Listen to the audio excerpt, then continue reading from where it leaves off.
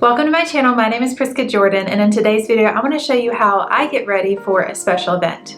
This past weekend I was a guest at a beautiful garden wedding on an absolutely gorgeous spring day, and it reminded me of the power of getting dressed up, how much it changes the way you see yourself and how you present yourself to the world.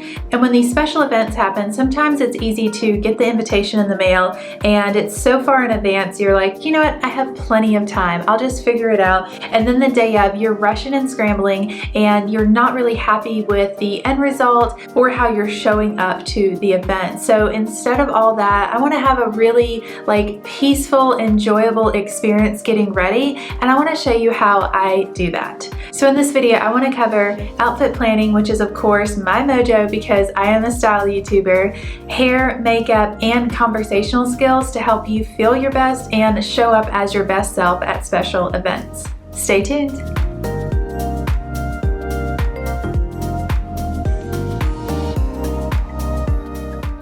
The first thing I do when I receive an invite to a special event, whether that is 2 months in advance, like a wedding invitation shows up in the mail, or a last minute event like, hey, this weekend we're planning on doing this, do you want to come? Just telling your brother about a party tonight, but he passed, so. Yes, love that journey for me. The first thing that I do is consider what I'm going to wear, because if I don't do it in advance, then I end up throwing something together and being unhappy with the result. So instead, I find it to be a fun activity of how do I want to show up to the event? Okay, let me plan an outfit around that. But before we get to how I want to show up, let's talk about dress codes. I find that these days dress codes are so lax and even flexible. There used to be official dress codes like black tie event, white tie event, cocktail party, casual, business casual even, and nowadays it's more like dress how you're comfortable, but maybe a little bit dressier than that. And that can be confusing for so many of us. So there are several places you can look for context clues of what's appropriate.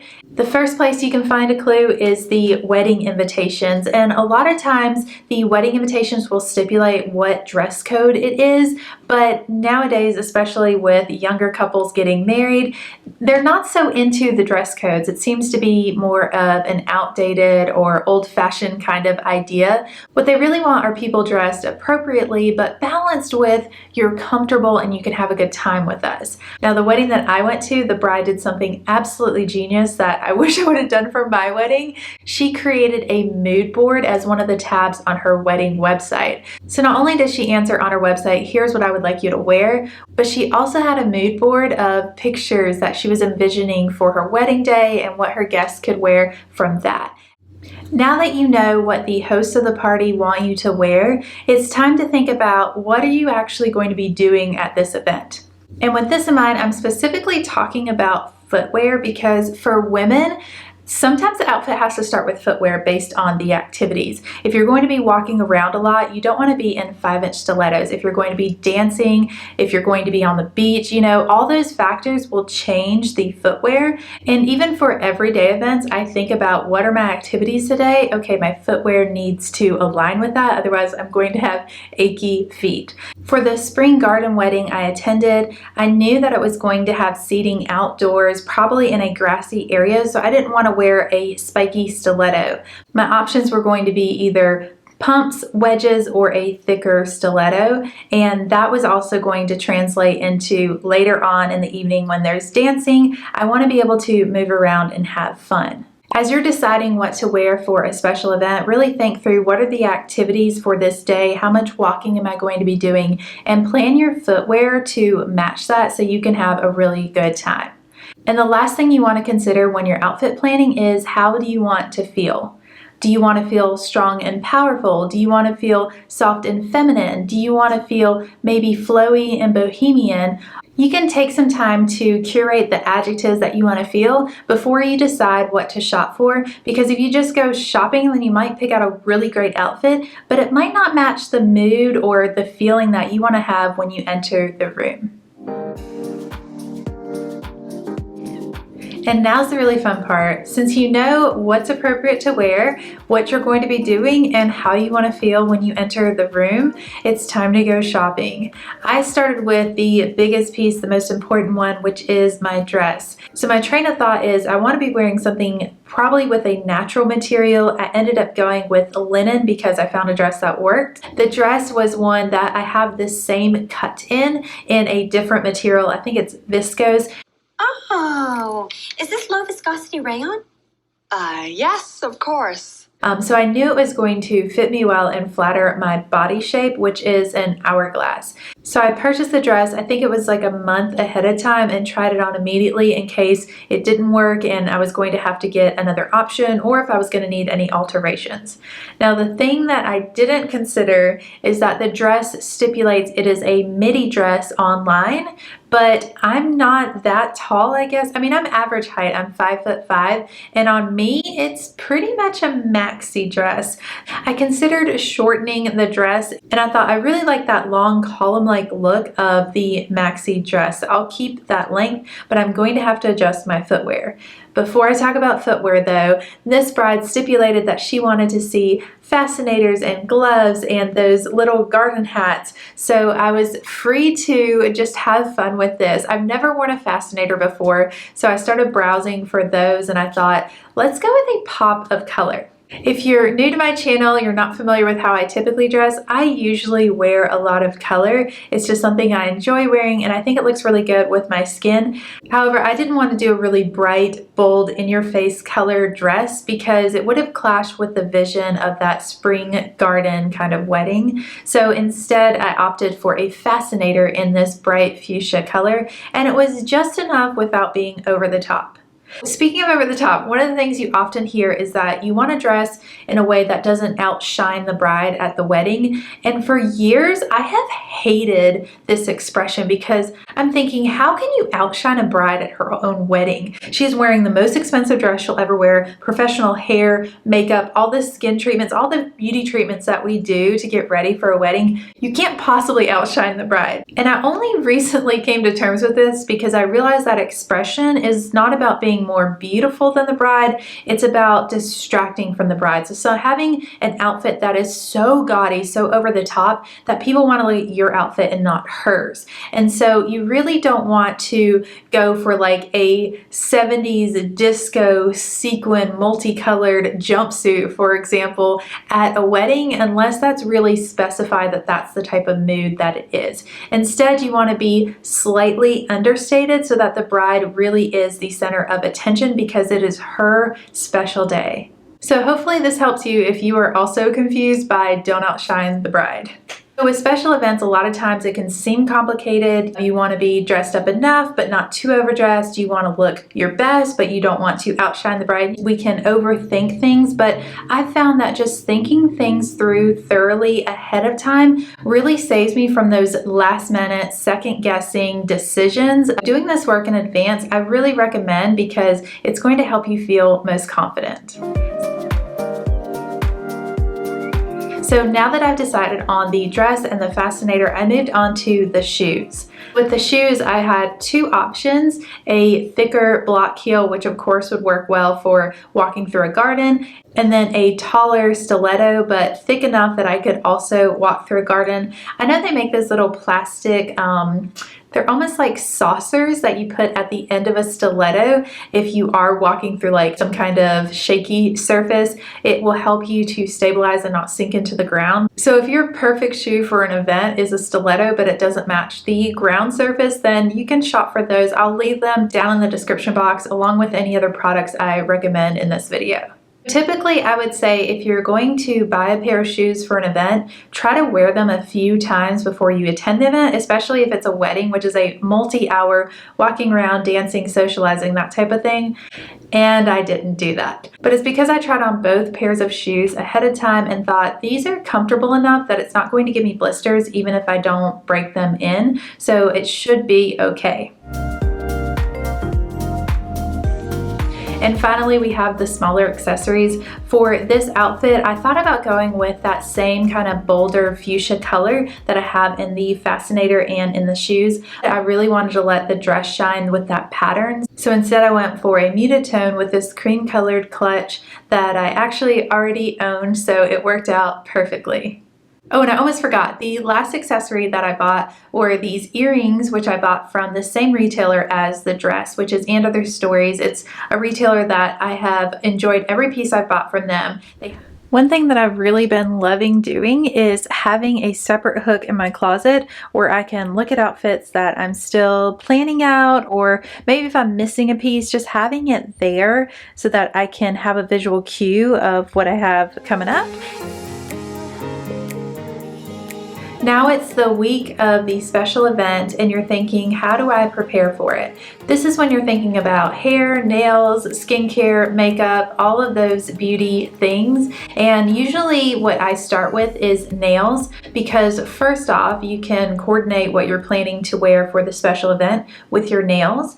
And secondly, because it's something that you can do in advance and you won't be stressing about trying to get your nails painted as you're rushing out the door to your event.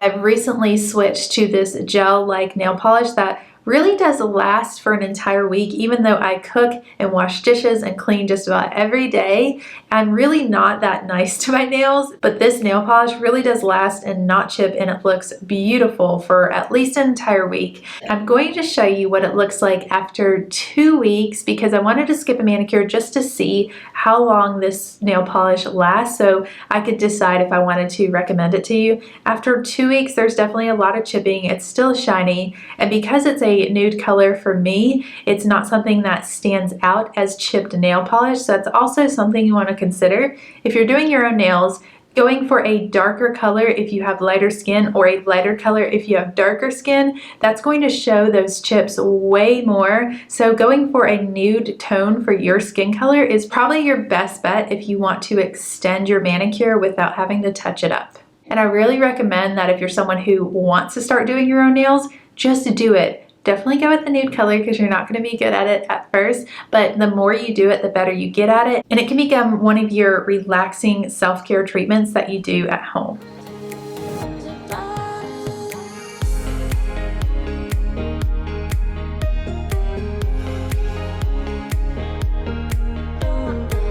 Next, we have body care, and by this I do not mean dieting for a special event. I really don't believe in that. Maybe I'll get into all the things that I don't do for special events, but anyway, for this one, body care, I'm talking about taking care of your body, your mobility, and also your skin.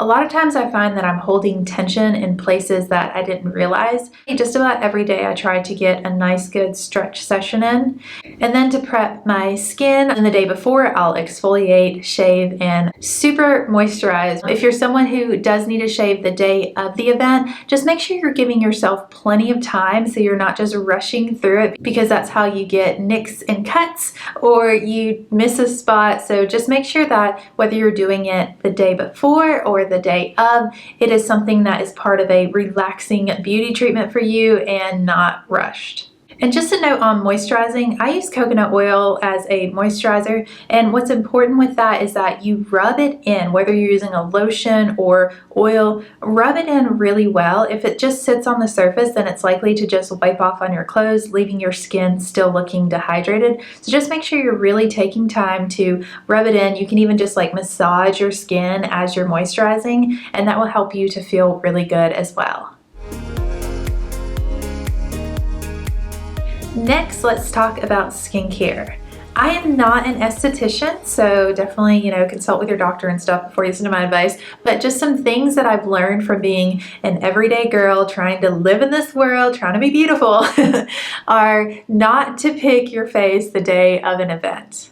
This is something that I actually have not that great self-control with, and so I'm really trying to work on not messing with my face right before I go somewhere. And so what I've made a rule to do is not to pluck any stray hairs, not to try to pop any pimples like the day of an event. And just what I've been doing, usually once a week now, is dermaplaning, which I know that it's not technically dermaplaning, okay, face shaving, but I've been doing this weekly for a couple of years now, and it's really made a huge difference. I've noticed that it does absorb my skincare products better, and it makes my face look way smoother as I put on makeup. And I guess it's because I have a lot of peach fuzz, so if you're someone with a lot of peach fuzz, this will be helpful for you. What you want to do is probably watch a full YouTube video on how to use these little face shavers, and just be very cautious because you don't want to cut yourself. Before an event, I will schedule some time to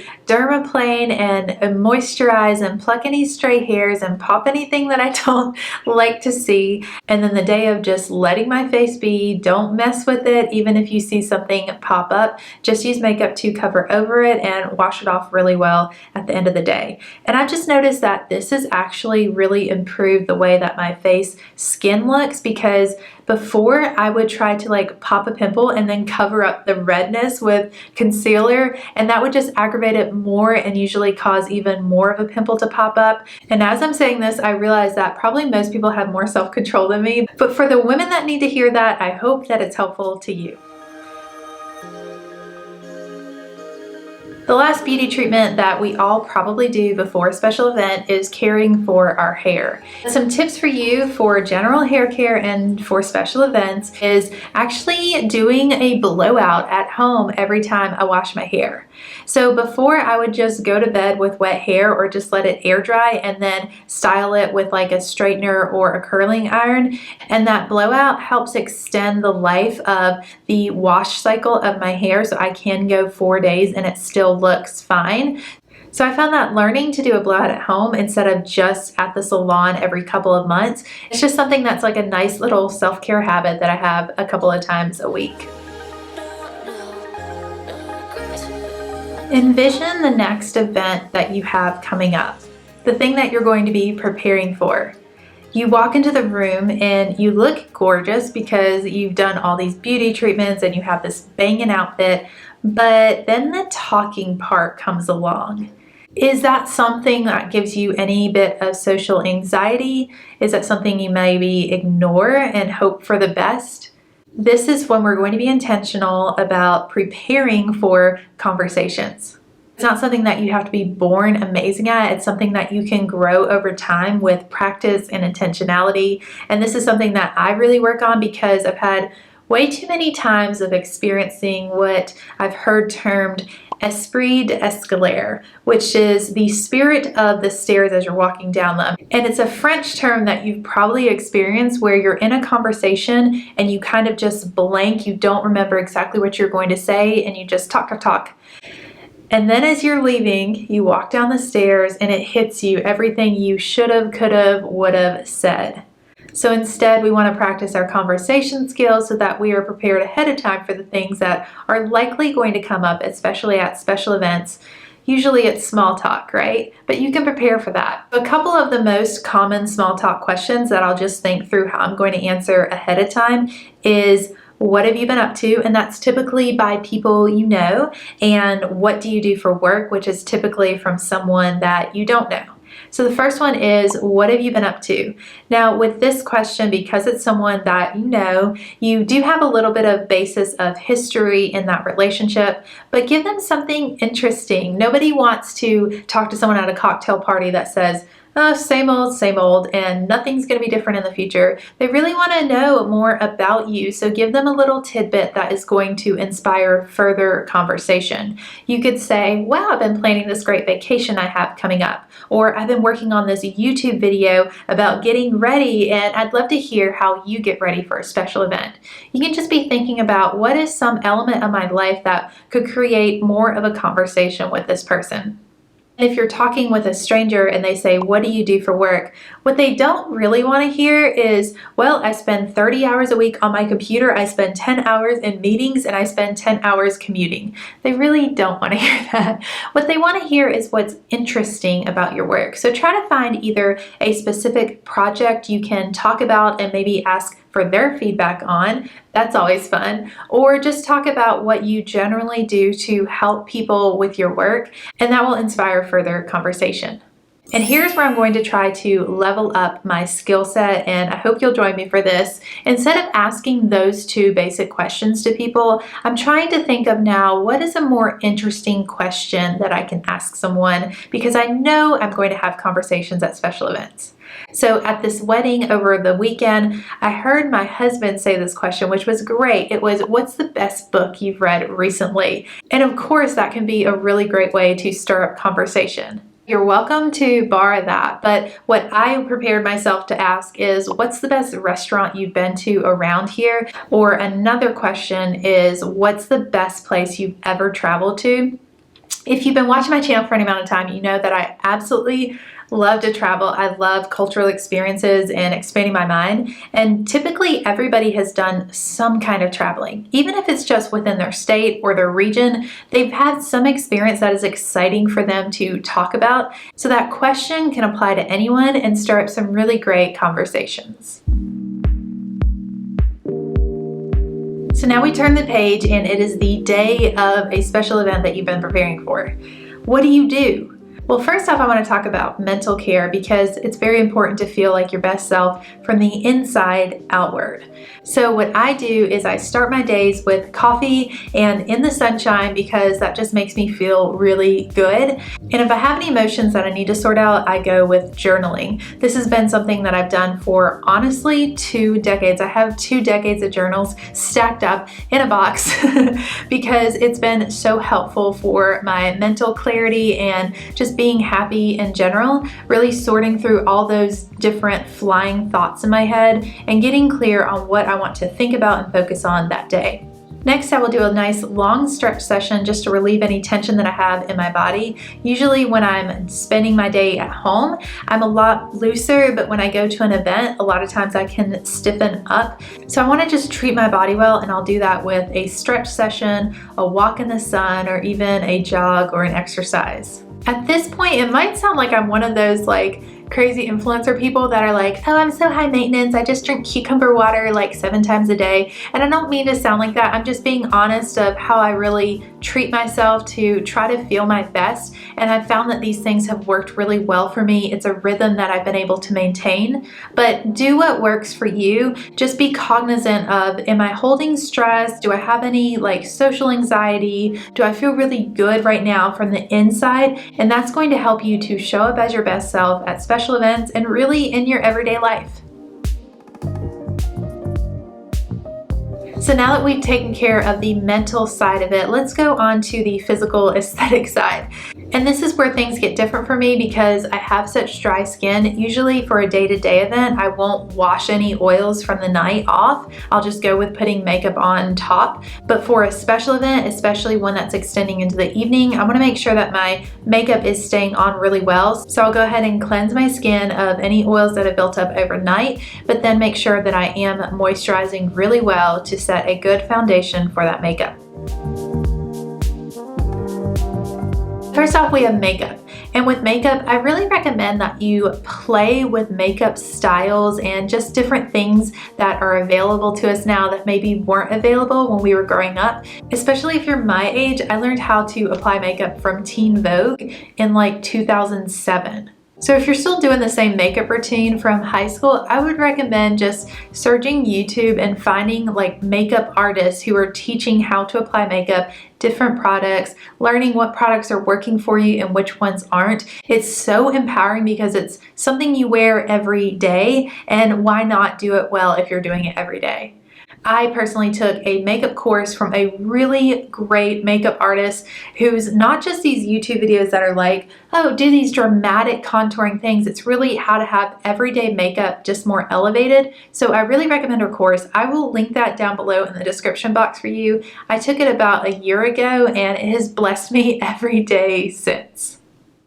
Here is my makeup routine. For the past few months, I've been using Merit's Minimalist Complexion Stick, I think it's called. It's basically if a concealer and a foundation had a love child, That's what it is. It works so perfectly for me and my type of skin, but you'll notice that the color is a little bit lighter than my face, and that's just because I'm going in between my winter color and my summer color. I tan very easily, so I don't want to get a darker color because I'll probably have to do that in another couple of months. So just bear with me on that detail as I'm transitioning my color.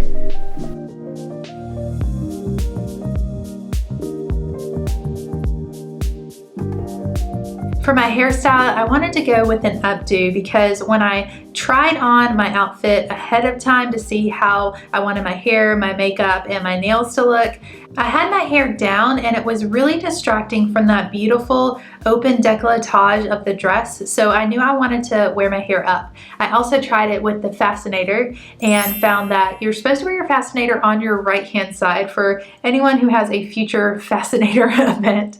But with the fascinator, I really thought it was beautiful to just do like a French twist. And I've done a French twist many times before, but I still find it really useful to just have a refresher on how to do it very well from someone who's very good at it. So I looked up the YouTube video where I first learned how to do a French twist, and Alex Gabri, I think is her name, she's amazing. She has such great tutorials. So I just did a quick refresher to make sure that my French twist actually lasts through the entire event.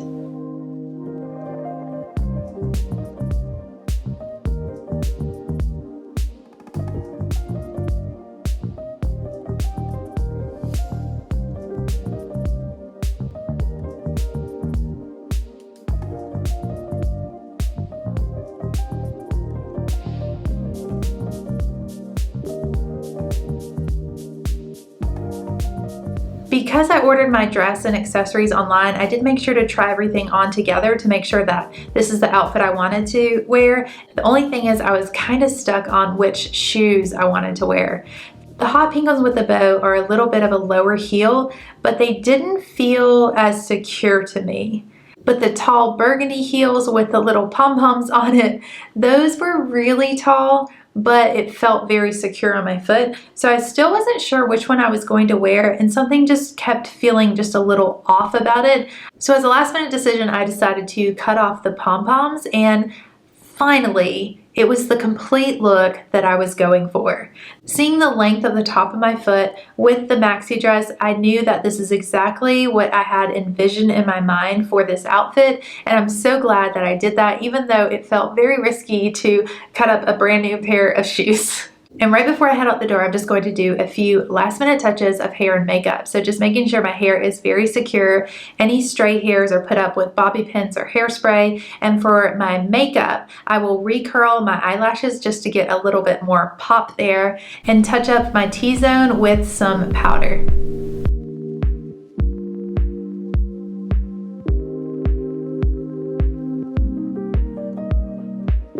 Since you've made it this far in the video, I want to offer you something that is going to be so helpful for you in the future, and it's something that I never hear people talk about. I don't know why. You can practice your photo poses. So instead of just like hoping it turns out well, why don't you try to practice your photo poses in a mirror before you go to an event? You want to practice your posture and just make a mental note of how that feels, and then practice your photo poses with some variety. If you have a spouse or partner you usually pose with, then practice with them. I know it sounds cheesy, and maybe this is something that some people think is wrong with the internet, but in my mind, if I'm going to pose for a photo, I want to learn to do it well. Why not? And that's not something that I'm naturally good at, so it's something that takes a little bit of practice for me before I head out to a special event, but I'm more satisfied with the results afterwards. So even if it feels cheesy to you, just try it and see how that affects your confidence when you're taking photos in the future. And that covers everything I do for a special event, whether it's a beauty tip, a mental tip, or a social skills tip. I hope it's a gift that continues to bless you in the future. If you enjoyed this video, will you hit that like button and subscribe to my channel? Because I have a new video every week about developing your personal style so you feel confident in every room that you enter. Thanks for watching. I'll see you next week, and until then, take care.